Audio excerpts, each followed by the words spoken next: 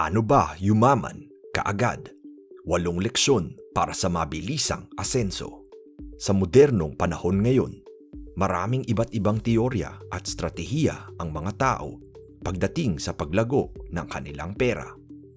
Merong mahilig sumabak sa mga business venture tulad ng pagbebenta online. Meron namang pumapasok sa real estate at bibili ng mga condo o apartment para iparenta ito. Hawak-hawak ang titulo habang tumataas ang presyo ng property. At meron ding mga sigurista at mababa ang risk tolerance, kaya ang main source of income nila o minsan nag-iisang source pa nga ay ang kanilang hanap buhay. Kung tatanungin ka, alin sa tingin mo sa mga ito ang pinakamabilis na magpapalago sa pera mo? Imbis na isara natin ang sarili sa isang paraan para yumaman, buksan natin ang ating isipan sa mga iba't ibang advice na pwedeng simulan ng kahit sino ngayon para yumaman kaagad. Narito ang 8 leksyon para sa mabilisang pag-asenso. Number 8. Sumabak na kaysa maghintay para sa perfect timing. Mabilis magbago ang mundo at isang opportunity ngayon ay maaaring wala na bukas.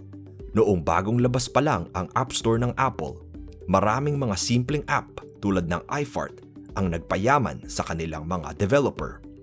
Ang iFart ay gumagawa lamang ng tunog ng utot at nakapag-earn ng mahigit $10,000 kada araw noong 2008 dahil nauna sila sa isang hindi pa masikip na market. Kung inisip ng programmer nito na hindi pa maganda ang app niya, malamang ay may iba nang nakaisip siguro at naunahan siya.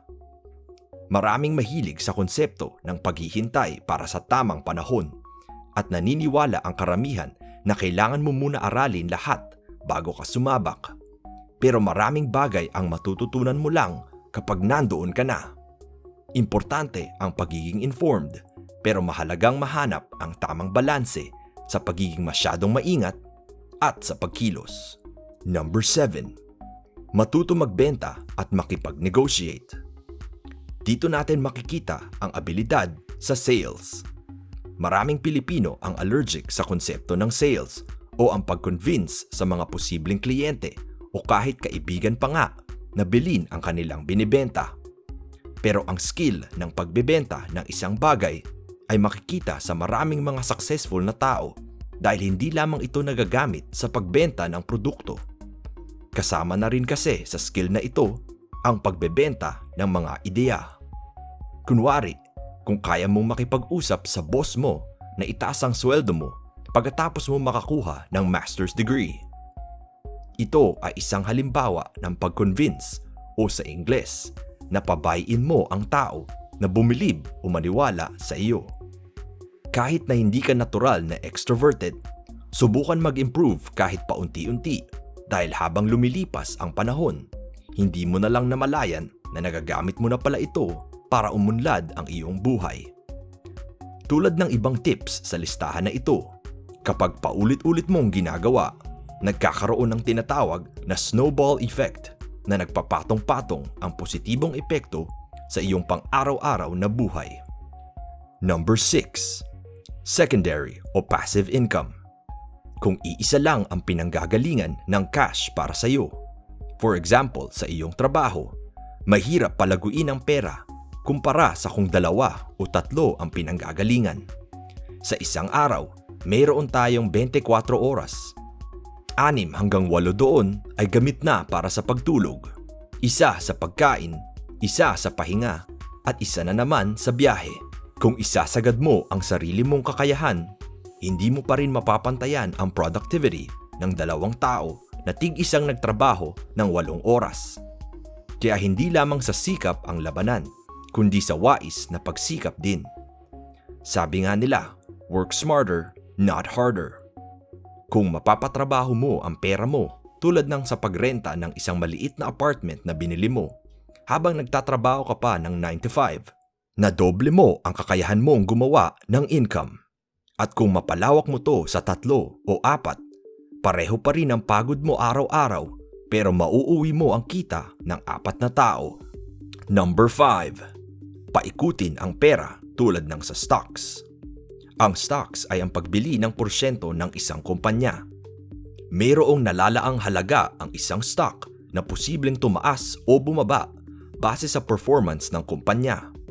Kung bumili ka for example ng Jollibee stock o JFC noong 2009, ito'y may halaga na 40 pesos tig-isa noon. Pagdating ng 2019, ang stock na ito ay umabot sa 300 pesos o mahigit 700% ang nilaki ng pera mo. Kumpara mo sa kung inilagay mo ito sa time deposit na nag-o-offer ng 1 to 2% returns kada taon. Kadalasan sinasabi nila na sugal ang pagbili ng stocks, pero kung hindi ka naman active trader at marunong maging patient, ang stocks ay isang paraan mo na kaya magpatubo ng mas magandang returns sa long term kumpara sa mga savings account. Siyempre, tulad ng mga pagbukas ng business, hindi ito garantisado at with higher returns ay may greater risk sa ating pera. Pero kung mabilis ang pag-asenso ang hangarin, ang stocks ay isang dagdag strategiya na pwede nating i-consider. Number 4. Mag-isip para sa sarili. Ilang beses mo na sigurong narinig sa mga kaibigan o minsan nga kahit sa kapamilya na hindi okay pasukin ang isang business venture o kunin ang ganitong kurso. Baka may nasagap ka na chismis na sinubukan na ni ganito ang pinaplano mong pasukin at hindi siya nagtagumpay. At posibleng na-influence ka nila at nawalan ng gana at basta na lang iniwan ang pangarap mo. Ang problema sa ganitong pag-iisip ay hindi mo mamamaximize ang iyong growth at potensyal. Posibleng yung experience nila ay iba sa mai-experience mo. Posibleng nasa sayo pala ang kakayahan na wala sila na kinakailangan para maging successful na doktor, vlogger o restaurant owner. Matutong magtiwala sa sarili dahil hindi ka aasenso kung hindi ka lalabas sa sarili mong comfort zone. Number 3. Maghanap ng mentor. Itong number 3 ay may kinalaman sa number 4.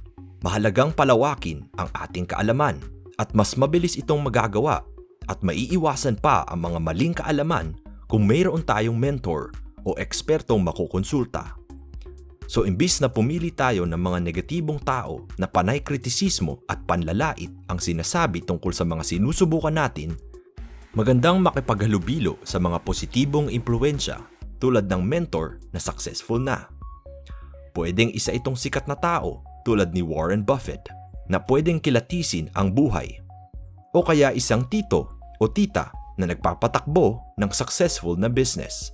Tanungin mo siya kung sa tingin niya ay papatok ba ang ideyang nabuo mo o kung nasubukan na niya.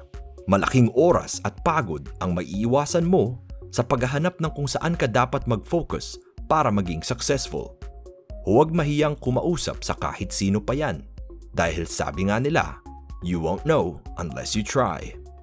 Ilang beses na akong nagsumikap na kumausap sa isang tao na na-intimidate ako sa una at laking pasalamat ko na lang na ginawa ko pa rin dahil kadalasan ay may napulot akong aral o nakabuo ng connection na magagamit balang araw.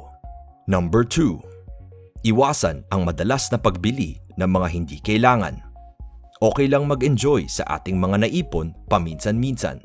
Pero kung buwan-buwan ay bumibili ka ng bagong gadget o taon-taon nagpapalit ng kotse, mahirap makapag-ipon o makapagtabi ng pera para sa mga business o property na kayang doblehin o triplehin ang ating earning potential. Yung pinangbili mo ng bagong top-of-the-line cellphone bawat taon mula 2018, sana naging puhunan mo na para sa isang maliit na franchise ngayong 2021.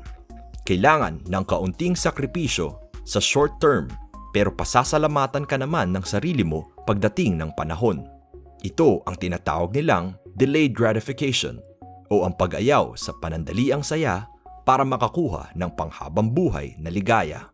At number 1, iwasan ang palipat-lipat ng proyekto. Sa kabila naman ng pagda-diversify ng mga pinanggagalingan ng income, ay mayroon naman ang mga hindi kayang mag-focus sa iisang bagay ng matagalan. Ang kasabihang ningas kugon ay nagmula sa damo na mabilis lumiyab pero mabilis din mawala ang apoy. Ilan sa atin, pati na rin ang sarili ko, ang guilty sa pag-iwan na lang sa ere ng mga proyekto o palipat-lipat sa mga bagong nauusong trend.